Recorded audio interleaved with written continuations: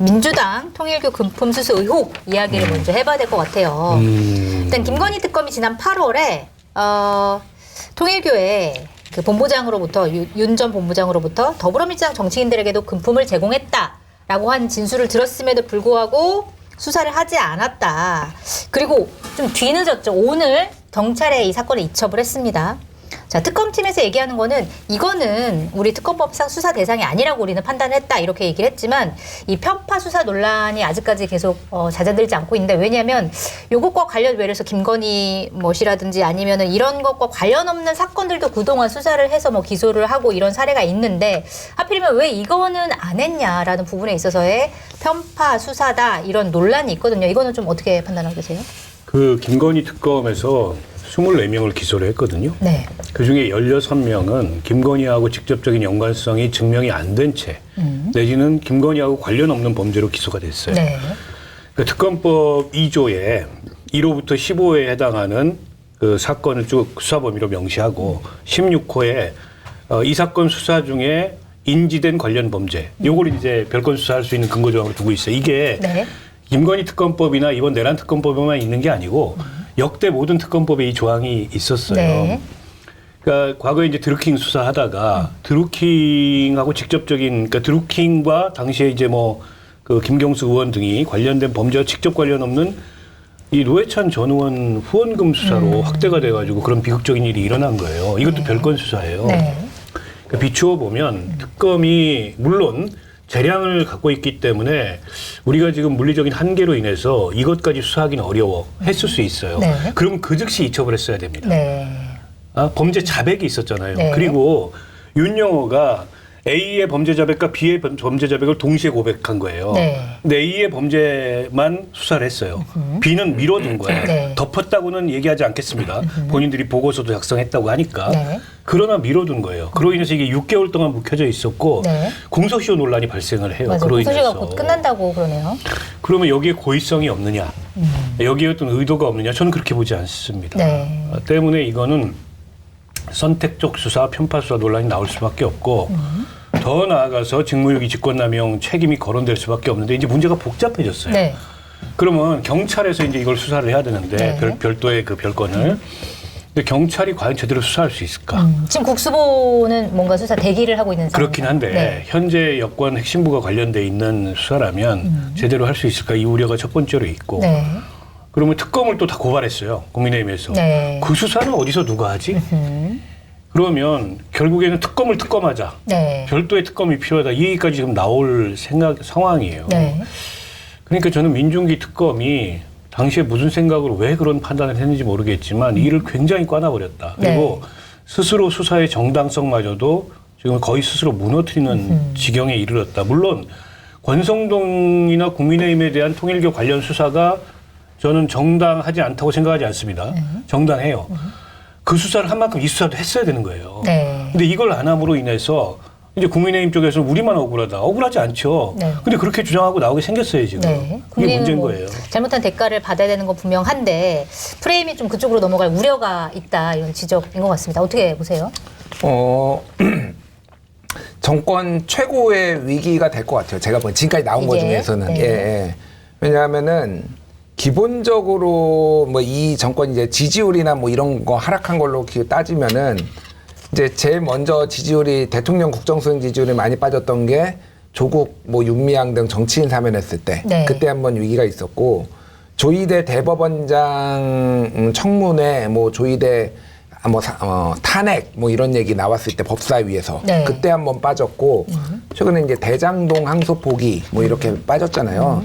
사실은 저는 이게 대장동 항소 포기도 당시 갤럽 조사 보면은 48%가 이거는 항소했었어야 된다. 29%가 하지 말았어야 된다.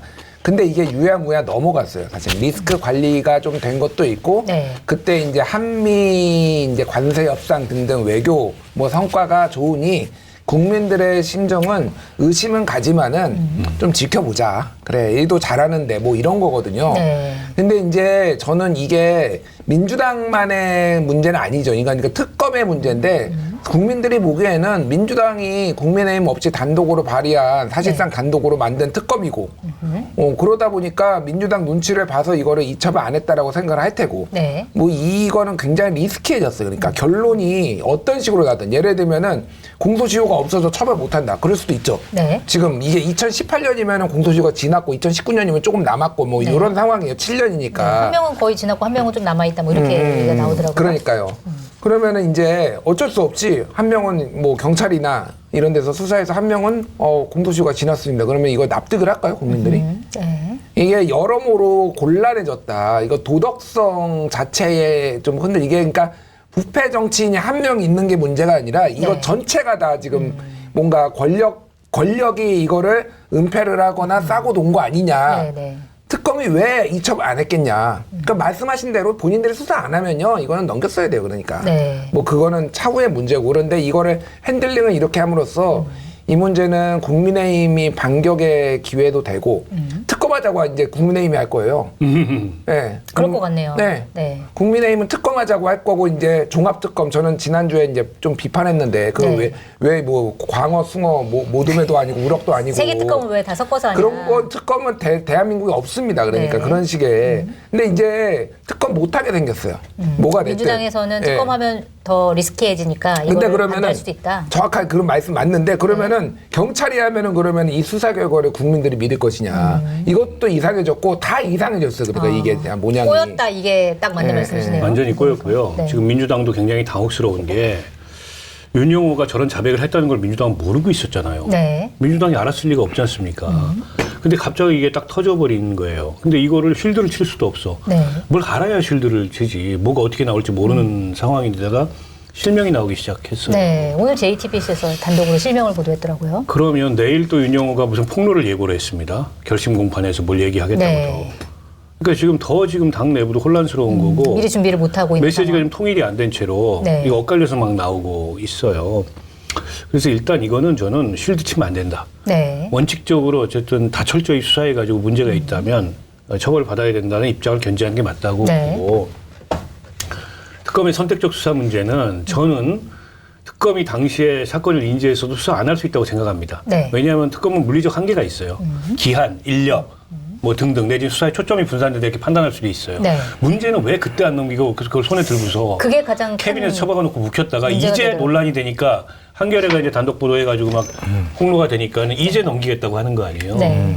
그럼으로써 이제 공소시효 문제라는 또 다른 법적 논란까지 낳고 있고 이 책임을 어떻게 질 거냐. 게다가 민중기 특검은 본인도 여러 가지 논란에 그동안에 휩싸였었잖아요. 네. 비상장 주식 문제 뭐 등등 해서 때문에 왜 이를 이렇게 처리해가지고 이 상황을 만들었는지 도무지 좀 납득하기가 어렵고요. 맞습니다. 저는 이거 이 수사 대상 돼야 된다고 봅니다. 네, 수사 대상이 돼야 된다.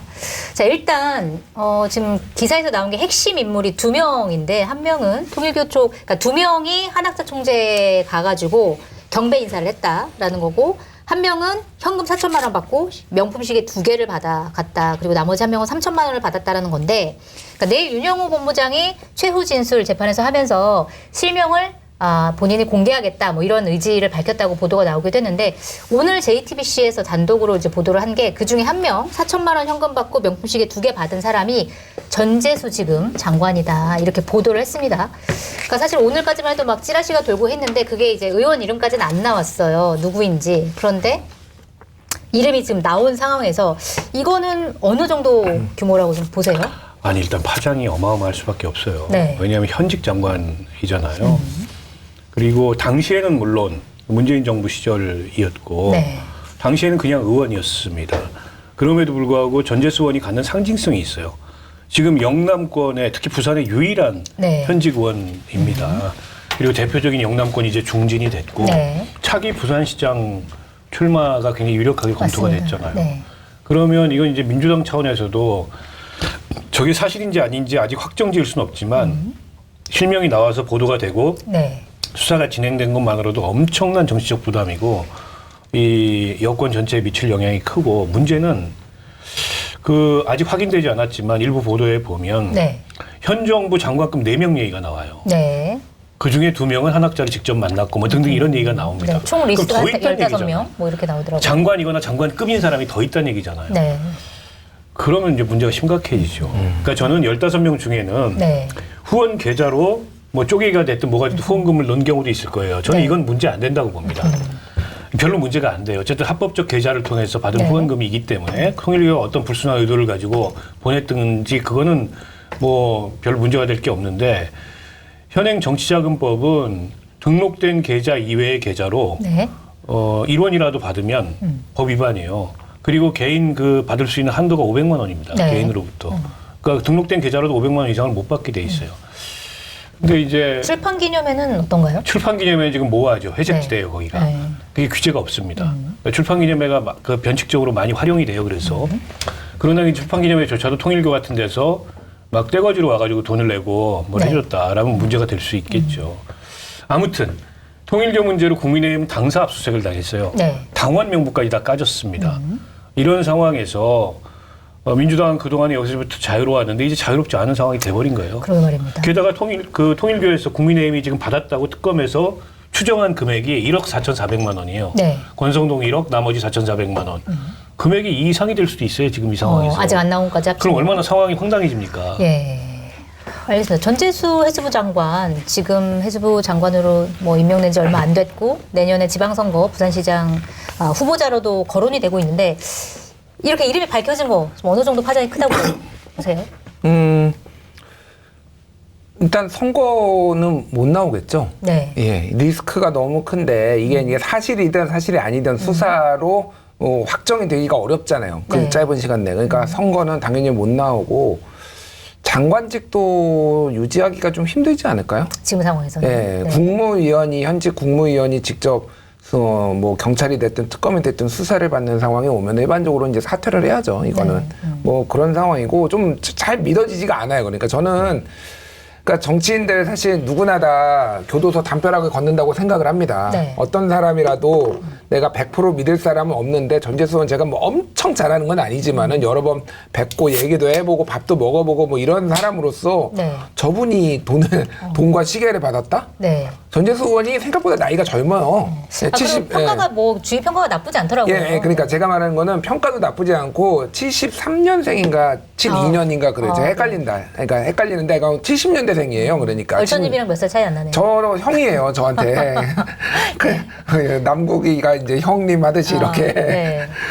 근데 야 이게 구태 정치랑 좀 다를 줄 알았는데 별로 차이가 이게 사실이라면은 굉장히 실망스럽고, 그러니까 저는 이게 개개인의 의원들의 문제가 아니라고 봐요. 그러니까 그거는 그 의원이 알아서 헤쳐나갈 문제인데 정권에 대한 신뢰의 문제다 이거는. 네. 그게 가장 큰 것 같아요. 지금. 정권의 가장 이게 큰 이제 리스크다. 저는 통일교 쪽 입장에서는 네. 윤용호 입장에서는 여야 다 우린 이렇게 했다. 통상. 대외협력 로비 차원에서 네. 이게 이제 책임을 약간 희석시키는 측면이 있어요. 일상적인 우리 대외협력 활동의 일환이다. 네. 그리고 김건희하고만 유착돼 있는 게 아니고 네. 그냥 김건희가 그 시절에는 여권이어서 과거에 민주당 정부가 여권일 때는 그렇게 했다. 이제 이런 걸 좀 보이고 싶어 하는 것 같아요. 예. 근데 그런 걸 떠나서 어쨌든 민주당도 당시에 문재인 정부도 통일교와의 모종의 거래로부터 자유롭지 않다. 거기에 뭐 지금 개개인들이 들어가 있고 네. 저는 전재수 장관 잘 알아요. 전재수 장관 20살 때부터 제가 봤고 그래요? 후배. 네. 그리고 전재수 장관이 저한테 형이라 그러는 사이인데 네. 지금 굉장히 안타깝고 저도 믿어지지 않아요. 처음에 제가 오전에 찌라시로 얘기를 접했을 때 안 믿었어요. 네. 왜냐하면 그 스타일을 알기 때문에 그리고 고생도 많이 한 그 정치인이고 지금도 잘 믿기지 않는데 어찌 됐든 간에 민주당으로서는 굉장한 악재죠. 정권에도 악재고. 악재다. 근데 이걸 어떻게 대할까, 어떤 태도로 대할까 이게 대단히 중요하다고 생각합니다. 지금 보니까 전재수 장관이 페이스북에 1시간 전에 글을 올렸습니다. 뭐라고 올렸냐면 저를 향해 제기된 금품 수수 의혹은 전부 허위이며 단 하나도 사실이 아닙니다. 저는 의정 활동은 물론 개인적 영역 어디에서도 통일교를 포함한 어떤 금품도 받은 사실이 없습니다. 굉장히 명확하고 확실하게 지금 해명을 올렸는데 이거 정말 좀 더 수사를 해봐야 알겠다 이런 생각이 좀 드네요. 네. 아직은 뭐 단정지을 문제는 아니라고 봅니다. 네. 문제인데, 그러니까 저는 저도 단정지을 문제도 아닌데 금품 수수한 정치인이 내가 받았습니다 한 사람 한 명 못 봤어요. 초반에 특히. 네. 예, 다 모두가 권성동도 안 받았다고 끝까지 주장했습니다. 그래서 지금도 주장해요. 뭐 그렇죠. 예. 그래서 저거에 대해서 어떻다 저떻다는 모르고 수사를 봐야 된다. 근데 진짜 아무것도 없는데 네. 정말로 아무것도 없는데 통일교가 그렇게 진술했을까? 리스키한 거잖아요. 그럼 만약에 이거 허위 진술이면은 네, 이거에 더 크게 대해서는 된다. 어마어마하게 후폭풍이 또 있을 거 아니에요. 그러니까 한마디로 공작을 한 거잖아요. 그러면은 지금 이재명 정부와 이 여권의 대상으로 공작을 한 거잖아요. 이게 가능할까? 뭐가 됐든 없지는 않을 것이다. 이게 그게 뭐 액수가 정확하지 않을 수도 있고 뭐 여러 가지가 있을 수 있겠지만은 네. 뭔가 있을 가능성은 이런 경험적으로 봤을 때는 거의 뭔가는 있다. 네. 예, 예. 알겠습니다. 자, 이런 상황에서 민주당 그러니까 정치인들이 통일교로부터 로비를 받았다라고 하는 의혹이 일고 있는 상태에서 오늘 이재명 대통령이 국무회의에서 종교단체의 정치 개입 행위에 대해서 종교단체 해산을 거론했습니다. 그러니까 해산 권한은 주무청에 있다. 그러니까 문체부죠. 이렇게 얘기를 하면서 헌법과 법률에 위반되는 행위를 하면 해산시켜야 된다. 이렇게 얘기를 했습니다. 이거에 대해서 국민의힘에서 굉장히 이제 비판을 하고 있어요. 뭐 국민의힘도 반발하지만 특히 한동훈 전 국민의힘 대표 같은 경우에는 이게 통일교 측이 민주당에 준 돈을 밝히겠다는 재판 하루 전, 그러니까 내일 윤영호 본부장이 이거를 밝히겠다라고 하는데 그 전날에 대통령이 우리 준 돈 불면 죽인다라고 공개 협박하는 것이다. 이게 무슨 마피아 영화 찍냐 이렇게 비판을 했단 말이에요. 자, 이재명 대통령이 오늘 국무회의에서 이렇게 발언한 거는 어떻게 평가를 해야 될까요? 검증된 상품을 인터넷 최저가보다 저렴하게 판매하고 있는 마켓단위 쇼핑몰에서 정말 신선한 난각 1번 유정란을 준비했습니다. 실외에서 자유롭게 생활한 건강한 닭이 낳은 최고의 계란이어야 난각 1번을 받을 수 있습니다. 노른자가 또렷하고 훨씬 고소합니다. 지금 바로 마켓단위에서 난각 1번 유정란을 저렴한 가격에 맛봐보시기 바랍니다. 주문 방법은 유튜브 화면 좌측 하단을 클릭하시거나 포털에서 마켓단위를 검색하시면 됩니다. 근데 이게 처음 한 얘기는 아니잖아요. 일주일 전에 지난주에도 한번 했었죠. 한 번 했고 그래서 뭐 이거는 대통령의 약간 신념 같은 것 같아요. 근데 민주당이 엮였어. 네. 그래서 이거를 하는 게 맞느냐 안 하는 게 맞느냐 이 얘기를 이거는 이제 정무적 판단의 영역인데 네. 저라면은 굳이 안 했을 것 같은데 뭐 민주당이 돈을 받았든 어쨌든 쟤들은 나쁜 애야라고 좀 명확하게 선을 그으려고 했던 것 같아요. 근데 야권에서 저렇게 반응 나오는 거는 어떻게 보면 당연하다고 뭐 안 나오면 이상한 거죠. 그러니까 하루 지금 선고래 지금 결심 공판인가 이거 남겨놓고 지금 그렇게 하는 거는 그래서 차라리 다 나오고 윤영호가 할 얘기 다 하고 그 다음 날 예를 들면 꼭 그 얘기를 해야 되면은 뭐 여러 가지 논란이 있지만은 불법적인 뭐 이런 행동을 한 종교 단체에 대해서는 그 책임을 묻게 해야 됩니다라고 차라리 그게 낫지 않았나. 전날보다는 뭐가 이거저거가 좀 정리가 되고 나서 그리고 이제 본격적으로 수사에 들어가고 뭐 이렇게 난 것 같은데 선우가 뭐 썩 좋지는 않았다 개인적으로 그렇게 생각해요. 네, 실제로 야당이 보기에는 협박이다라고 주장할 만한 시점이었다. 뭐 이렇게 말씀하셨어요. 어떻게 보세요? 저는 그 생각나더라고요. 네. 코로나 때 당시 이재명 경기도지사 시절에 신천지 어디 경기도 쪽에 있는 과천인가? 네. 거기 뭐 압수수색 비슷한 거 나갔잖아요. 네. 지금 이재명 대통령은 통일교 압수수색을 나가고 싶은 심정이구나. 네. 저걸 이제 저렇게 표현했구나 이런 생각이 들었고 그게 이제 이재명 대통령의 스타일이 있는 거죠. 그리고 이제 그런 어떤 뭐 저런 종교 내지는 종교를 빙자한 어떤 사입이거나 이단이 사회적으로 끼치는 해악, 네. 심지어 이제 정치에 개입해가지고 정치를 농단하는 이런 게 이제 분노하는 건 이해하는데, 근데 해산이라는 얘기를 두 번 반복하신 게 네. 저는 조금 이제 어떻게 보면 과했다라는 생각이 드는 게 일본하고 사례를 비교를 했는데 일본하고 우리는 좀 달라요. 네. 일본은 종교법인법이라는 게 따로 있습니다. 아, 그래요? 그래서 설립 목적에 어긋나거나 불법적인 행위를 하면 그 법에 따라서 해산할 수 있는 절차가 있어요. 네. 근데 우리는 아마 민법이 근거일 겁니다. 근데 신천지에 대해서 서울시에서인가요? 당시에 뭐 법인 취소 이거를 시켰다가 그 행정소송을 다 줬어요. 네, 아, 그렇군요. 그래서 네. 불법행위가 있으면 그 불법행위를 처벌하면 되지. 이게 어쨌든 그 법인을 해산할 해산까지? 만큼의 법인을 취소할 만큼의 장기 지속적이고 반사회적이고 정말 용납할 수 없는 그런 거냐에 대해서는 기준이 굉장히 엄격해요. 때문에 뭐 감정적으로는 충분히 저도 공감할 수 있는 바가 있는데 게다가 이제 신천지급하고는 좀 다르잖아요. 네. 통일교는 사이비는 아니잖아요. 적어도 기존의 기성 그 기독교단에서 이단으로 분류는 돼 있지만 네. 어쨌든 종교예요. 때문에 이게 일본 케이스하고도 좀 다르고 일본 케이스도 그 아베 수상 죽은 것 때문이긴 한데 회계 투명성 문제였어요. 결국에 해산의 직접적인 원인은. 네. 근데 이제 그것까지는 지금 안 나간 거 아닙니까? 수사가 거기까지는 안 들어간 거예요. 그래서 이제 김준일 그 평론가 얘기한 대로 정부 차원에서 저런 것들을 어떻게 대응해야 할지 한번 검토해서 의견을 달라. 요 정도 수위에서 네. 대통령이 관리를 했으면 모르겠는데 두 번이나 해산을 명령하니까 그에 대해서 정치적 해석이 네. 뭐 입틀막이냐 뭐 이런 얘기 나오는데 아니 뭐 1차원적으로 내일 뭐 재판인데 불면 죽이겠다 이런 식으로 대통령이 오늘 발언했겠어요. 그건 아니고. 네, 그건 너무 그런 의도는 아닐 1차원적인 것이다. 비판이고 네. 이재명 대통령이 갖고 있는 어떤 코드가 있는 거다 이 문제에 대해서. 근데 네. 너무 거칠었다. 좀 거칠었다. 알겠습니다. 이재명 뭐 이 사건은 앞으로도 계속 이제 논란이 될 것 같아서 좀 지켜보도록 하고.